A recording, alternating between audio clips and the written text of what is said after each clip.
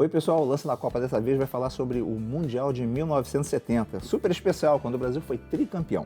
E vamos ao nosso quiz, vai ser sobre o Pelé, que foi o melhor jogador da Copa, quase fez um gol do meio de campo, fez a cabeçada que o Banks acabou realizando a defesa do século, também deu uma cotovelada no Uruguai e quase foi expulso. Quantos gols Pelé marcou na competição?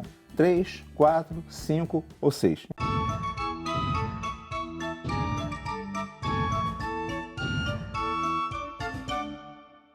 A resposta, 4 gols. Ele marcou um contra a Tchecoslováquia na partida de estreia, 2 contra a Romênia e 1 na final contra a Itália. Depois do fracasso de 1966, a seleção brasileira, que era treinada pelo Fiola, passou a ser treinada por Aimoré Moreira. Uma curiosidade, o Fiola foi o técnico da seleção em 58, o Aimoré da seleção campeã em 62. Então foi uma troca entre treinadores campeões, mas não deu muito certo. O Aimoré não conseguiu bons resultados e acabou que a CBF da época, que era a CBD, comandada pelo João Avelange, resolveu contratar um treinador que era um comentarista esportivo, o João Saldanha. O João Saldanha, ele já havia treinado o Botafogo nos anos 50 e era o comentarista esportivo mais conceituado do país e fazia muitas críticas com o futebol feio da seleção. Por isso que ele foi chamado. Tinha um problema, o João Saldanha é comunista numa época que os militares comandavam o Brasil. Mas o João Avelange marcou presença, falou que ele seria o nome perfeito e o João Saldanha já chegou dizendo quais eram seus titulares, que iam colocar os melhores jogadores possíveis e arranjar um jeito de botar os principais craques do Brasil, o que era um pouco difícil, porque o Brasil tinha excepcionais atacantes e você tinha que botar um time muito ofensivo, mas deu certo. O João Saldanha escalou a equipe, o Brasil foi para as eliminatórias ganhando todos os seus jogos, garantiu a classificação com muita tranquilidade para jogar o Mundial do México e o último jogo, 1-0 no Paraguai, no Maracanã, no jogo que teve o maior público oficial da história do estádio. Aí chegou o período de preparação. Antigamente, isso até os anos 80, era muito comum o Brasil ficar muito tempo treinando. Atualmente, o Tite, por exemplo, vai chamar a seleção brasileira, vai treinar durante 2 semanas, estourando aí 3 semanas. Naquela época, se treinava 3 a 4 meses. Então, o João Saldanha, no início de 1970, chamou os jogadores que ele queria fazer testes para definir quais seriam os 22 convocados e o Brasil começou a fazer jogos, treinos e amistosos.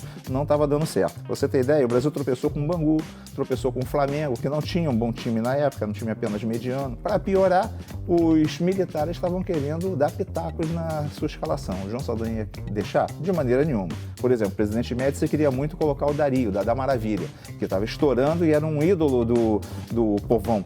Em relação a isso, o Dadá jogava no Atlético Mineiro. Para complicar, o João Saldanha ainda estava com algumas ideias. Ele estava achando que o Pelé não estava grande coisa, queria botar o Pelé de reserva em alguns testes, quer dizer, trocando em miúdos. O João Saldanha acabou se queimando geral. Foi dispensado, entrou o Zagallo no seu lugar, faltando muito pouco tempo para a Copa do Mundo. Só que o Zagallo chegou definindo que iria colocar os jogadores principais no ataque. Tinha uma coisa muito curiosa, o Brasil era uma seleção de camisas 10. O Rivelino era o 10 do Corinthians, o Tostão 10 do Cruzeiro, o Jairzinho e tinha o Pelé também, a camisa 10 do Santos. E esses 4 jogadores atuavam mais ou menos na mesma posição. E o Zagallo deu um corpo para a seleção, colocando o Pelé como ponta de lança, Jairzinho na ponta direita, Tostão como camisa 9 e o Rivelino jogando na ponta esquerda.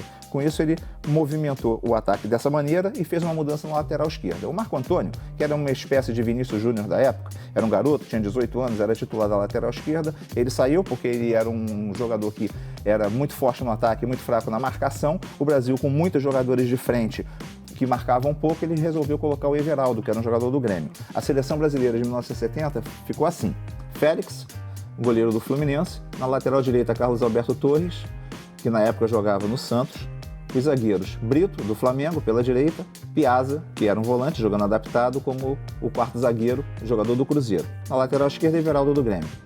O meio de campo tinha como volante Clodoaldo, jogador do Santos. Gerson, na época no São Paulo, era o meia. E lá na frente, Pelé de ponta de lança, jogador do Santos, Jairzinho do Botafogo na ponta direita, Tostão do Cruzeiro no comando do ataque e Rivelino do Corinthians na ponta esquerda.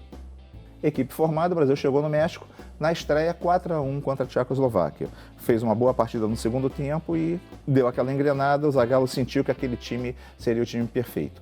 O Brasil logo depois venceu a Inglaterra por 1-0, gol do Jairzinho. Já classificado, enfrentou a Romênia 3-2, Pelé marcou 2 gols nesse jogo, foi o jogo que o Pelé mais gols marcou e se classificou em primeiro lugar no grupo. Veio a partida contra o Peru, era considerada uma partida difícil, o Peru teve a sua melhor geração, era a grande sensação da Copa, mas o Brasil venceu por 4-2 e se classificou para as semifinais. Na semifinal, uma tremenda dureza. Foi contra o Uruguai, tinha toda aquela situação do Brasil ter perdido a Copa de 50, o Uruguai tinha um time muito forte, o Uruguai saiu na frente, o Brasil não estava jogando nada.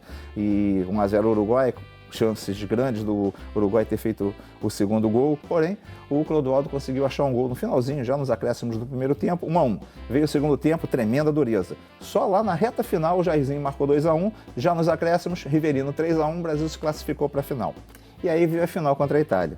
Parecia que seria um jogo fácil. Pelé logo no início marcou 1-0, escorando um cruzamento de Riverino de cabeça. Só que a Itália conseguiu empatar, equilibrou o jogo e nada do Brasil chegar ao segundo gol. Isso só foi acontecer na etapa final. Um golaço do Gerson e aí com 2-1 no placar, o Brasil se tranquilizou e foi ampliando. Jairzinho, Carlos Alberto, 4-1, Brasil ganhando a Jules Rimet, definitivamente tricampeão no México.